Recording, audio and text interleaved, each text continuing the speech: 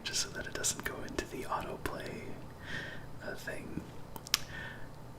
I'm pretty sure that when you put Devil May Cry into your PS2 in 2001 around Halloween time, you probably immediately, after seeing that, knew that you were in for a pretty unique experience. At least that's what I would assume, because I didn't play these games until around 2012 when this HD collection that I'm playing right now came out. I'd heard so much about them and how great they were, but I never actually played them until like 6 years ago, and I played through the entire series 1, 2, 3, and 4, and it quickly became one of my favorite series. But not long after I played it, I think about a year or so, is when the DMC reboot came out, developed by Ninja Theory, which I was actually really excited for because Enslaved Odyssey to the West, Ninja Theory's game before DMC, the reboot, was one of my favorite games of all time, and honestly still is. I'd recommend it. But anyway, and when that came out, it didn't. I thought it was a decent game. It's a very decent game with very unfortunate characters and story, but it didn't really give me a lot of hope for a continuation of the series, and that opinion was kind of proven right, because that's around the time when Capcom just kind of stopped working on a lot of their series. Devil May Cry, Mega Man was kind of dead in the water after Mega Man 10 came out. And obviously just now they're really starting to get back into it with Devil May Cry 5. It's 2019 and I'm very happy to be reminded about the original Devil May Cry, so leading into it I wanted to go back and replay 1, 2, 3, and 4, and I did, but this time, more than the other time I played through them, Devil May Cry 1 really stood out to me as a game that just has absolutely had no precedent when it came out. It is an incredibly unique experience. And it really stands out to me, at least now, having played it 2 times as, and soon to be a third, one of the greatest video games ever made. Of course, Devil May Cry 3 was the one that really established the character action genre norms that would go on and be, I don't want to say imitated, but expanded upon by other games like, a lot of Platinum games like Bayonetta and Metal Gear Rising Revengeance, and there are a couple others, but yeah, Devil May Cry 1 stands out in the scope of all video games, in my opinion, as one of the most unique and interesting games, because of that lack of a precedent. So I really liked it. I want to play it again, so here I am playing it for you. That is my, oh gosh, 4-minute ramble, which is fine because I think we have about 4 minutes of cutscenes to get through. So I'm just going to go ahead and start a new game, so we can actually talk. I can actually talk about the game when we start it. Okay, here we go.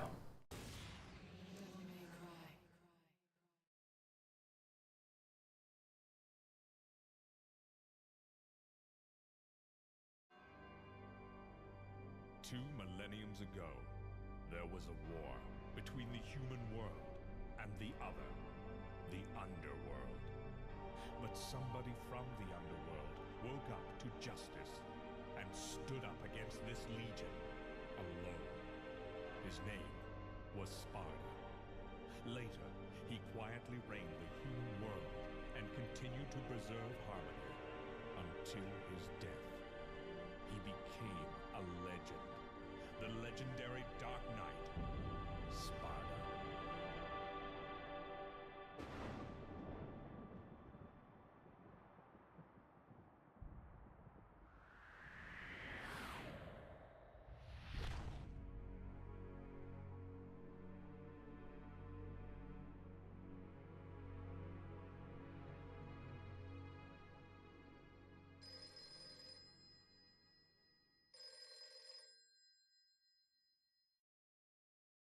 Devil May Cry. Sorry, we closed at 9. Again, no password. I can't seem to get any real business. Whoa, slow down, babe. Well, what do we have here? Nature calls? It's in the back. So, you must be the handyman who'll take any dirty job. Am I correct? Almost. I only take special jobs, if you know what I mean. You're the man who lost a mother and a brother to evil 20 years ago. The son of the legendary Dark Knight Sparta, Mr. Dante. Well, the way I figure it, in this business a lot of your kind comes around. And if I kill each one that comes, eventually I should hit the jackpot sooner or later. In that case, you should be used to this sort of thing.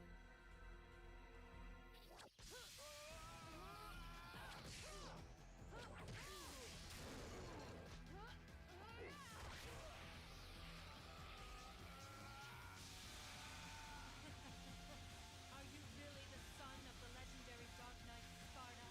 Didn't your daddy teach you how to use a sword? Sword. Time to go to work, guys.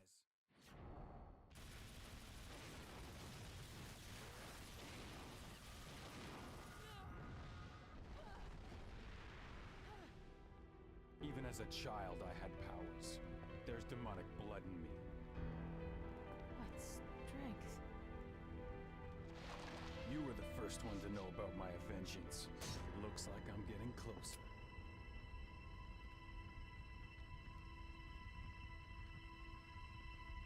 It seems that way, but I'm not your enemy.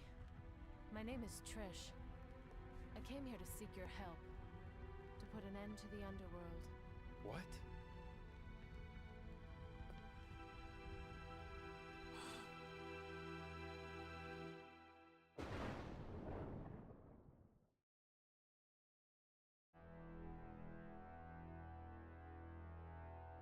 "20 years ago, Mundus, the Emperor of the Underworld, resurrected. Mundus? Yes. His powers were sealed by Sparta. He's attempting to gain control of the human world once again. He has been preparing to open the gate on Malay Island.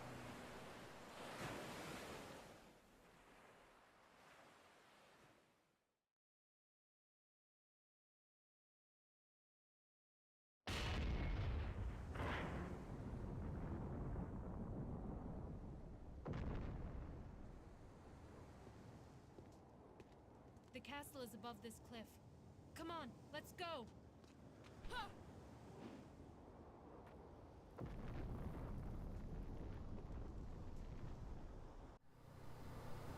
And here we are on Malay Island as Dante, the son of the legendary Dark Knight Sparta. And by the way, I'm pretty sure 99% of the time that Sparta is referenced in this game and probably others, he's always referred to in full as the legendary Dark Knight Sparta.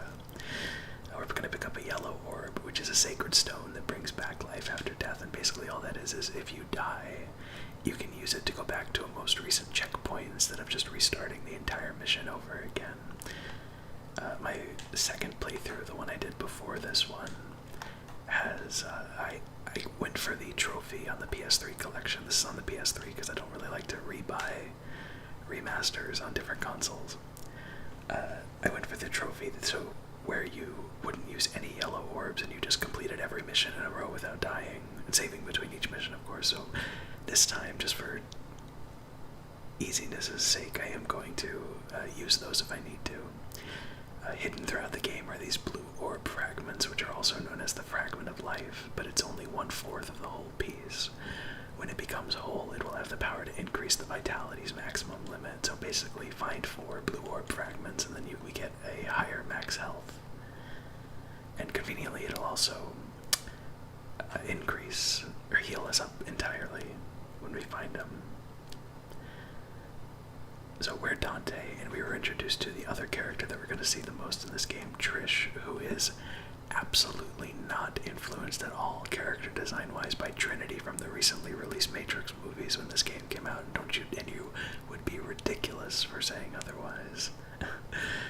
Mission 1, now we're in Mission 1, that was just kind of a pathway leading us to it. Curse of the Bloody Puppets, break the evil spell and open the cursed door.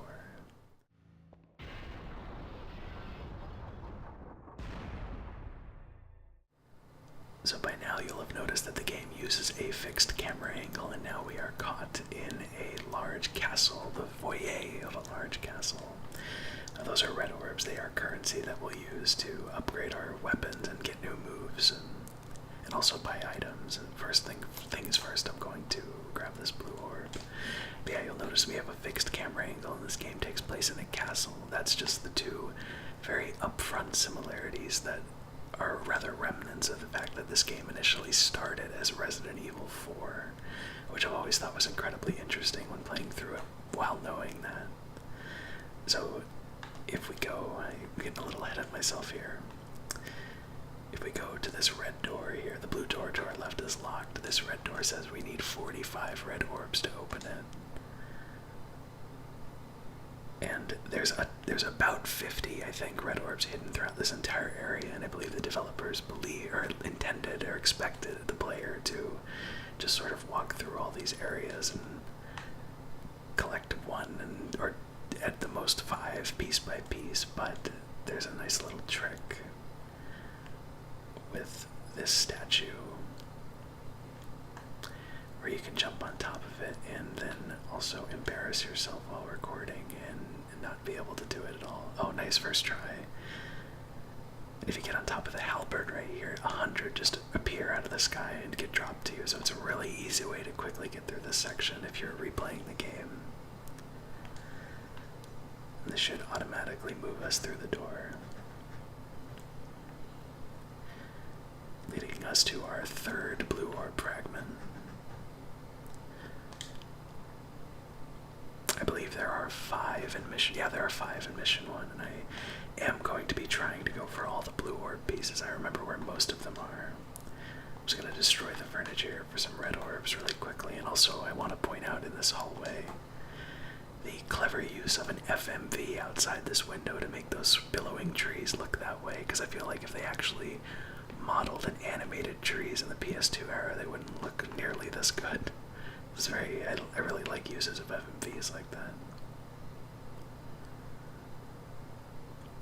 Then right through here, I believe, is our 4th orb fragment, which will increase our health. Yeah. And we can't do anything else in this room. The fragments have combined to make one whole blue orb. The vitality's maximum limit will be increased. We can't do a single thing in this room. I think we can examine some of the stuff, but we'll eventually come back here later, so just keep it in mind.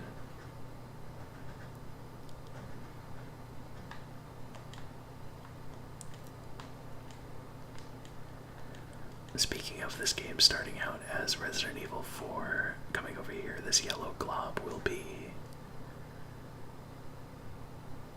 held in the statue's hand, and it is a rusty key, which is, by the way, rusted, but it should work. And now we can go open that blue door.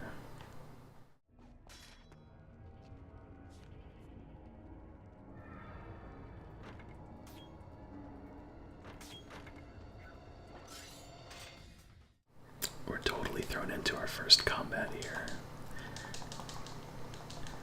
And the first thing that Devil May Cry does very uniquely is that at the top right, to the right of our health bar, you'll see words that translate or transition from dull to cool to bravo to absolute, and then finally stylish, which unfortunately I couldn't get. And that's just how the game ranks you, and at the end we'll get an overall mission ranking. That's based on points that we accrue by doing different things in these missions. And basically, the more often we get stylish, the better our score will be, and the higher score we'll get in the end. And in that way, Devil May Cry places a really big emphasis on replaying levels and getting better at the systems, which I really appreciate.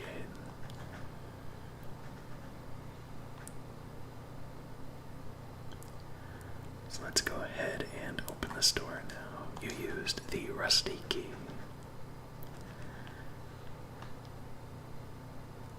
This door is...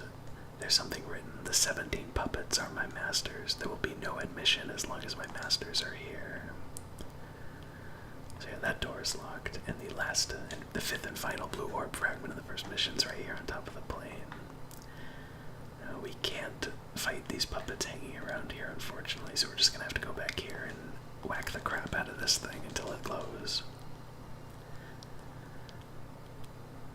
Now right there, I did a melee combo that had sort of like 1,000 stabs aspect to it, and the developers knew that just giving the players a basic 3-move combo would not be exciting enough. Oh, I wanted to jump out of the way. But they actually gave you 2 alternate combos as well. So there's the standard 1, 2, 3 like that. And there's one where if you do 2 strikes and then pause, you can do this 1,000 stabs move, which then leads into a big stab at the end. And then also there's another one where if you pause again, but for a slightly shorter amount of time, you can get a more, like a spinning sword, more AoE focused move. Let's see, there it is right there. It's really great that even a game this early on, 2001, when action games were not exactly refined, or as refined as they could be, the developers knew to give you something to mix it up. Oh jeez, didn't even see that. Yeah, Devil May Cry 1 audio cues is basically essential given the limited camera to see when an enemy is going to attack you from far away. You can also launch enemies, which I haven't really talked about, but I have been doing it just for some extra style points. Not actual in-game style points, but this is also the first time I'm using Dante's guns, Ebony and Ivory, which are incredibly powerful. All of the guns in this game are really powerful and really fun to use, but unfortunately they do nothing to prolong or extend your stylish ranking. So while they're very fun, they are, dang, I was hoping to get up to stylish. While they're really fun and super powerful, melee attacks would really get the emphasis on gathering points, which is something that actually probably the only thing that Devil May Cry 2 improved upon from this game. But that game placed an obscenely large emphasis on your guns, so I guess with some boss fights literally just being shooting, standing still and shooting, so I guess like most things you can say that Devil May Cry 3 is the one that really improved. And that, I think, yeah, that's the end of mission 1. 7 minutes. We're definitely, I'm gonna guess C ranking, because we took some damage too. Oh, B. Alright, well, better than I thought. For B rank, we get 200 red orbs. I'm pretty sure S rank has so many hidden factors that influence it that it almost reminds me of the seed exam in Final Fantasy VIII with all of the hidden things that you can mess up and not realize that you're actually hurting your score. But we took a pretty decent amount of damage, and you also have to meet a minimum clear time in order to get an S rank or even an A rank. But luckily I'm not concerned with A ranks at all, so I'm just gonna save here really quickly. And then we can move on to mission 2, which is called Judge of Death. Open the door of the cathedral. Now, after the first mission, we get access to the power-up section of the menu, or the power-up menu. And right now, all we can do is purchase items. We can purchase a Devil Star, which is a crystal with magical powers, which will recover 5 Devil Trigger gauges. But we don't know what that is, because we can't even buy it, because the Devil Trigger gauges must appear on the screen before you can acquire this item. Vital Star is just a healing item that we can pause and use in the middle of combat if we're about to die. Holy Water is an incredibly overpowered item that essentially one-hit kills everything on the screen that you're in. Untouchable is a defense thing, and you can actually buy blue orbs here too, and you need to buy a minimum amount of blue orbs. You can't just collect them to get your health maxed. Purple orb, we need Devil Trigger again. We can also buy yellow orbs, so I'm just going to save my red orbs because we're not going to be getting super great rankings, so I'm going to need to be conservative with my spending of red orbs throughout the game, I think. Now, sometimes enemies appear immediately in this hallway when you start the mission, and sometimes they don't. I'm not really sure what the deal is with that. In true Resident Evil fashion, we can check out this painting of a battle. And also right here, it's a landscape painting. There's an eerie aura surrounding it. Over here is just an optional room where we can destroy more stuff and get some more lore. Many of the books are records of the past civil court hearings, and the rest are records of the harvest and births. There are reports of incidents that occurred in the feudatory. Most of the incidents that occurred at night are atrocious and dismal, as if the night had turned the people mad. And this is just the kind of statue that we can use to interact with the power-up menu in a mission. But we don't need to do that. But what we do need to do is destroy this right here for our one and only blue orb in mission 2. I think there's going to be a lot of enemies to fight through when we get out of here. No, not yet. Interesting. I wonder what the trigger is for there actually being... Okay, here they are. Sometimes there are enemies in that first section, though. It's kind of an interesting amount of randomness that I wouldn't have expected from this game. I probably won't be able to get up to stylish. Oh, I did. Very cool. I immediately lost it. That's too bad. The red enemies, the red puppets are very tough. This door is locked, but it looks like a rusty key may help, so we'll need another one of those. It'll probably be very apparent that I prefer the stabs move to the sword flurry, or the flourish rather. Oh, if I can get a lot of those enemies, that'll, yeah, thought that would bump me up to A. Oh, just barely lost the chance, and yeah, enemies are going to be spawning for a while. And as an incentive to kill each and every one of them, I have to, because if you leave a room with enemies alive, that's a huge knock against your rating. And unfortunately, I turned my back to that enemy, so he jumped into the Dark Souls style backstab on me with the Undead Hollows. Or the Undead Thieves. I can't remember what they're called, but the ones in Lower Undeadburg before Capra Demon, you know the ones. Wow, the range on that guy.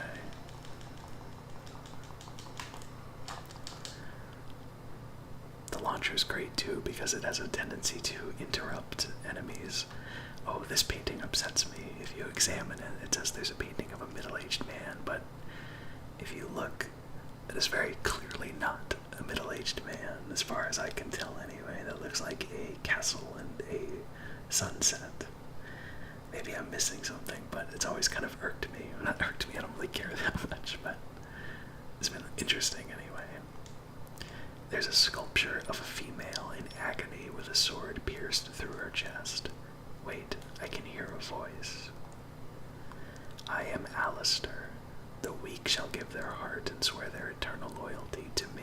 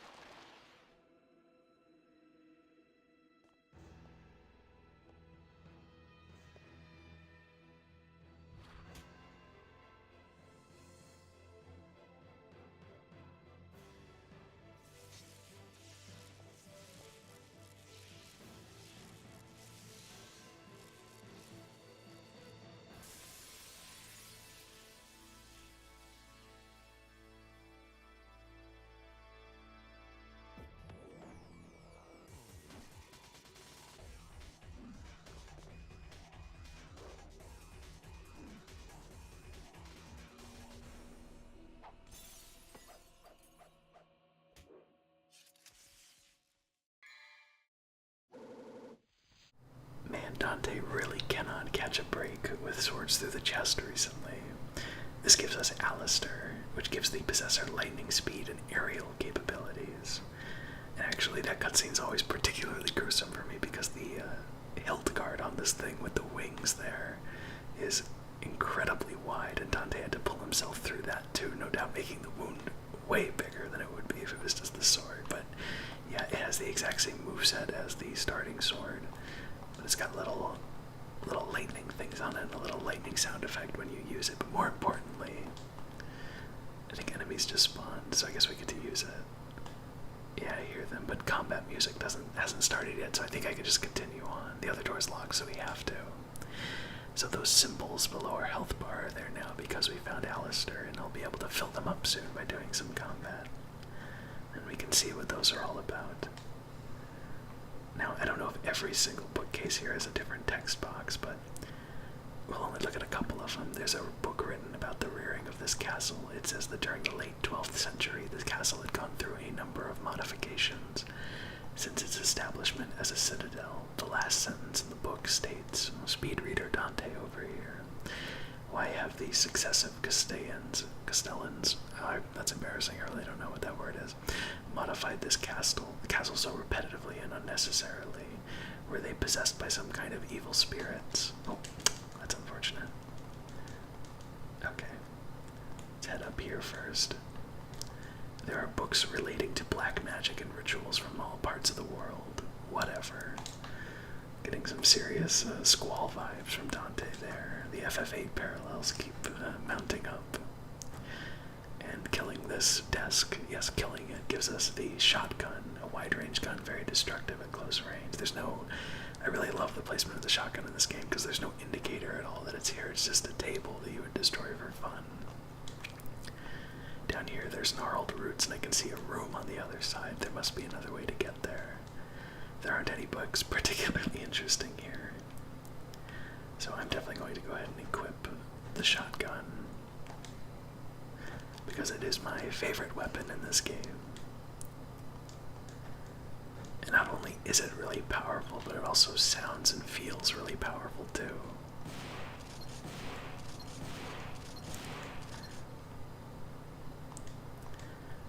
A Grim Reaper-like devil is depicted. A key is embedded. Should I take it?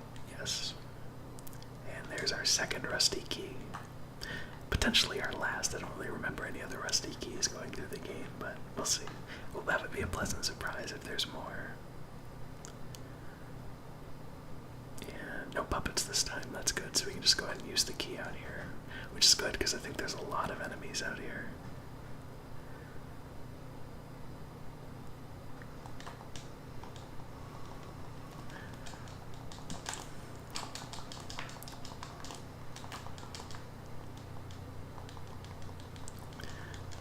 Those three symbols are all lit up, which means we can tap. Oh, tell me there are more enemies. Okay, we can tap L1, and now we move really fast and glow, but when we attack, we become, for lack of a better term, demon form in our devil trigger. We are incredibly powerful like that, and once we get enough red orbs, we can start to get moves that we can specifically use in that form, which I'm looking forward to a lot. And also, red orbs are the only way to buy purple orbs, which give us more symbols underneath our health bar, and this let us stay in Devil Trigger for longer. Let's see how many shotgun blasts it takes to kill this guy. 2, 3, 4. Yeah, 4. It's very, very powerful.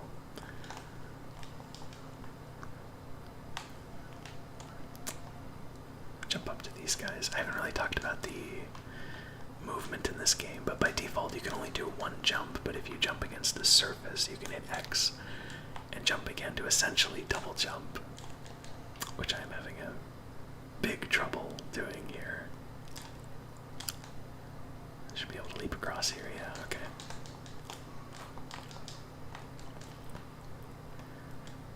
It's very interesting how enemies, oh wow, those guys got eviscerated. And yeah, Devil Trigger also makes our gunshots more powerful too for every gun that we find. So we eventually do have to go through this door, but I want to read what we can first.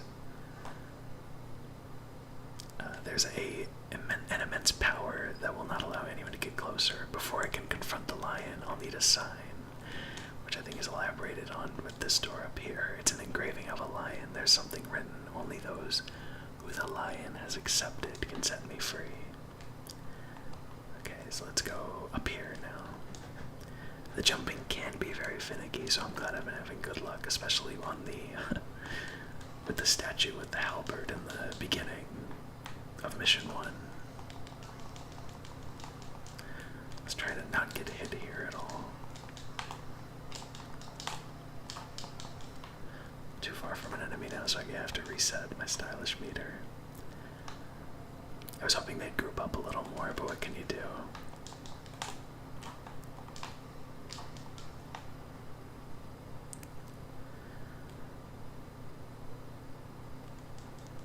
Oh, we can't examine any of these pictures or anything, but this one always looked a little creepy to me right here. I think just because it looks like the people don't have faces, it's like Kingsfield a little bit. Any early From Software RPG. There's something engraved beneath the opening. This is where the guiding souls gather. There's something written, a god stands before thee. To open the path, use thy strength. Drive it back. Pretty easy, just hit the damn thing and then go through the hatch. Not much of a puzzle. And that leads us to the Staff of Judgment, a staff that shines with mysterious light. And then a rotating bookcase-style passage which will lead us back into the library with the roots, where the Grim Reaper painting that disappeared was, and where we got the shotgun.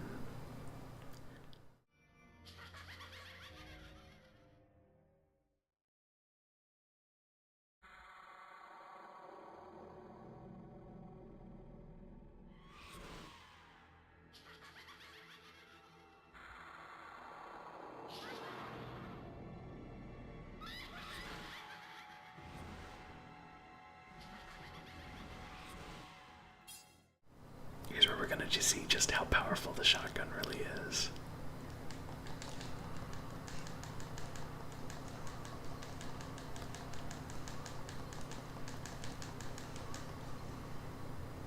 And just like that,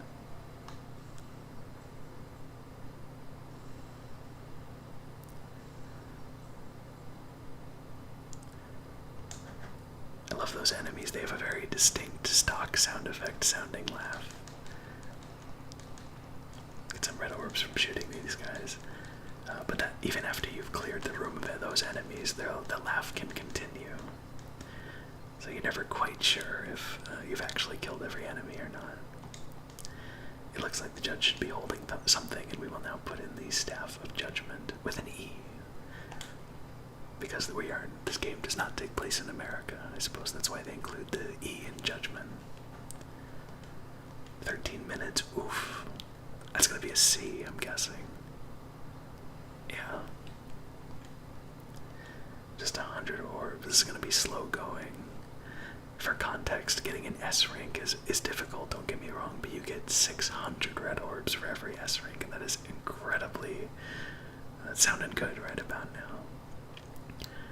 So the first two missions is what I wanted to get done in this video. We went a little bit over our usual time, but that's fine. Thank you so much for watching, and I'll see you at the next one when we go on to Mission 3. Bye.